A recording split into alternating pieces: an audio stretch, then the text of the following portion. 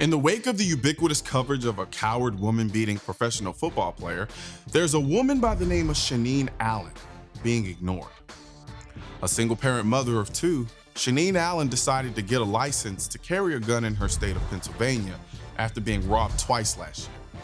Shaneen made the honest mistake of crossing into New Jersey, and unbeknownst to her, and in typical anti-gun zealotry fashion, New Jersey didn't recognize her permit to carry a gun. After being stopped for a minor traffic offense, she told the police about her gun and her permit, thinking she was doing the right thing. As a result, she now faces 3 years in jail on a felony offense. So, what the hell does Shaneen Allen's case have to do with Ray Rice and his flying fist of fury? Well, see, here's the thing. After Hulk smashing his then fiancée unconscious, Mr. Rice's prosecutor, Jim McClain, allowed Rice to avoid jail time by approving him for a pretrial intervention program. As a first-time offender, this program allows you to make the case for how great a person you are and that the chance of recidivism is extremely low. Here's where it gets interesting.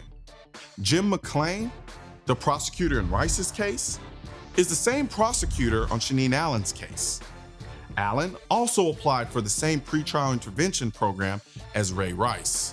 But because carrying a gun for protection as a single-parent mother is somehow worse than a man beating the shit out of his fiancée, the prosecutor denied Shaneen Allen from the program and instead offered her a plea deal of 3 years in jail. What makes this worse is that you have some anti-gun activists like Brian Miller boasting that making an example out of Shaneen Allen somehow makes New Jersey a safer place from gun violence.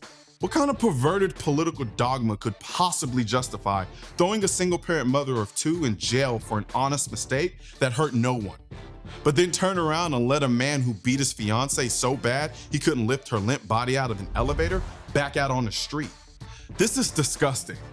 This woman was robbed twice on her way to work in order to provide for her kids, and you want to turn this woman into a felon for trying to protect herself? What do you think is going to happen to these kids when they have to live without their mother for the next 3 years and then possibly have to live in poverty because mama can't find a job because she's now a felon?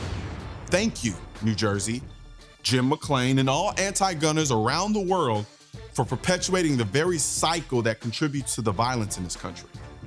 All the while providing an example to young men that it's okay to beat women, as long as you can throw a football, of course. So is this what the anti-gun utopia looks like?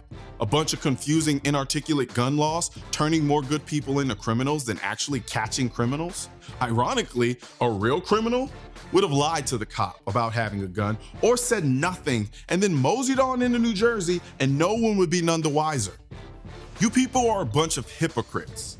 Political opportunists masking your desire for control and power with feigned concern for people's safety.